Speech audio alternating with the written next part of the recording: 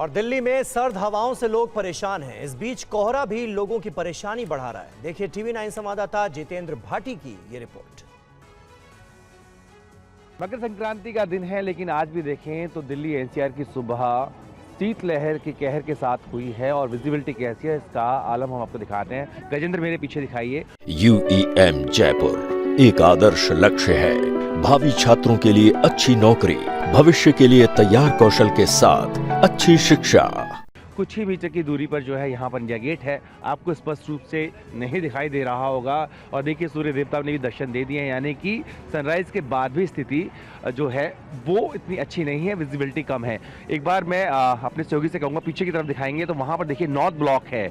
यहाँ पर आम दिनों में जब मौसम साफ रहता है तो नॉर्थ ब्लॉक साफ तौर पर दिखाई देता है, लेकिन अभी आप देखेंगे तो वहाँ पर भी आपको घना कोहरा ही नजर आएगा। और ये स्थिति ना सिर्फ दिल्ली एनसीआर बल्कि मैं बात करूं तो चाहे मैदानी क्षेत्र हो या पहाड़ी क्षेत्र, हर जगह मौसम की इसी तरीके से देखने को मिल रहा है। पहाड़ी इलाकों में भी बर्फबारी की बात की गई है, जो कि 15 तारीख यानी 15 जनवरी के बाद हो सकती है। तो फिलहाल देखिए दिल्ली की अगर मैं बात करूं तो पिछले 2 दिन से जो न्यूनतम तापमान है वो 3 डिग्री सेल्सियस के आसपास रुका हुआ है।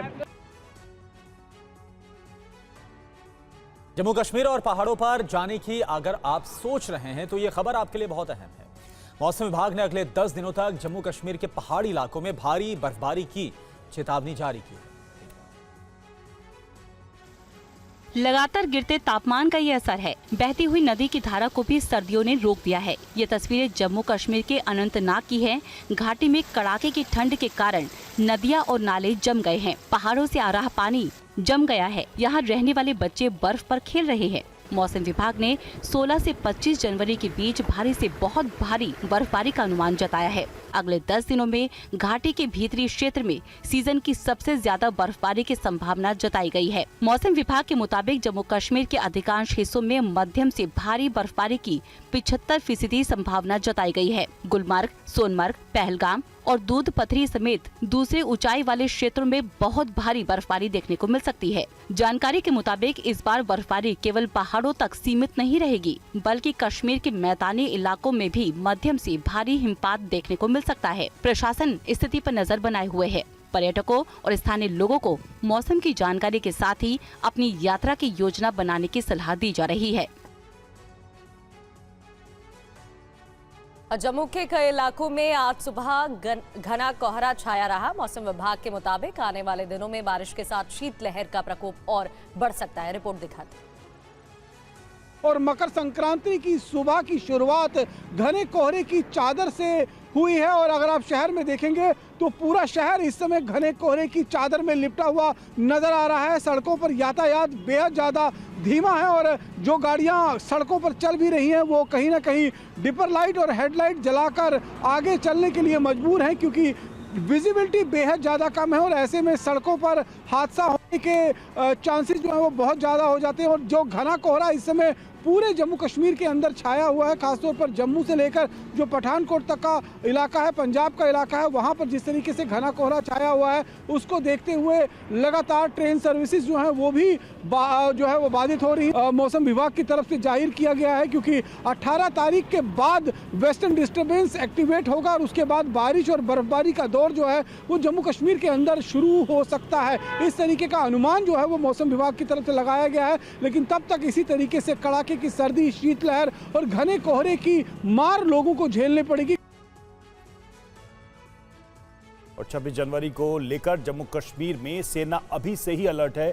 लाल चौक पर जगह जगह तलाशी ली जा रही है। आइए देखते हैं टीवी 9 संवाददाता महराज अहमद की ये रिपोर्ट।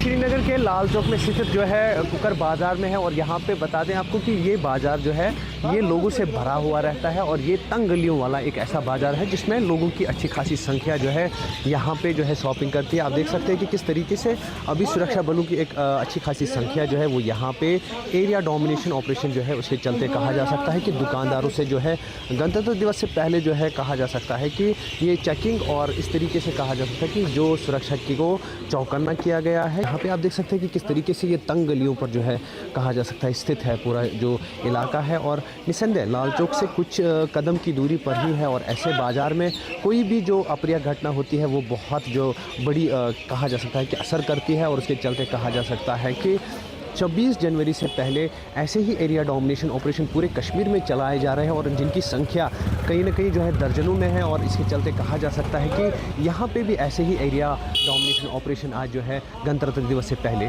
चलाए जा रहे हैं। कनाडा में भारतीय गैंगस्टर्स का उत्पाद है। पिछले 24 घंटे में लॉरेंस बिश्नोई के बाद रोहित गोदारा ने फायरिंग का दावा किया। ताबड़तोड़ फायरिंग की आवाज से इलाका दहल गया।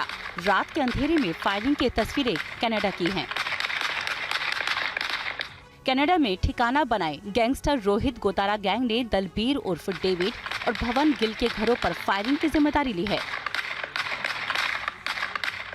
पिछले 24 घंटे में लॉरेंस बिश्नोई के बाद रोहित गोदारा ने फायरिंग का दावा किया है। डेविड के घर पर फायरिंग का ये वीडियो जारी करते हुए महेंद्र डेलाना ने सोशल मीडिया पर धमकी भी दी है। कहा कि फोन इग्नोर करने वालों को गंभीर परिणाम भुगतने होंगे। ये सिर्फ एक चेतावनी है, अगली बार गोली छाती पर चलेगी। टाइम लग सकता है लेकिन सबका नंबर आएगा। इससे पहले गैंगस्टर वीरेंद्र चारण और महेंद्र डेलाना ने ऑस्ट्रेलिया में बुकी रोनी के घर पर फायरिंग की जिम्मेदारी भी ली। डेलाना ने सोशल मीडिया पर एक पोस्ट शेयर किया था। इसमें उसने फोन का जवाब न देने पर रोनी के घर पर फायरिंग करवाने का दावा किया था।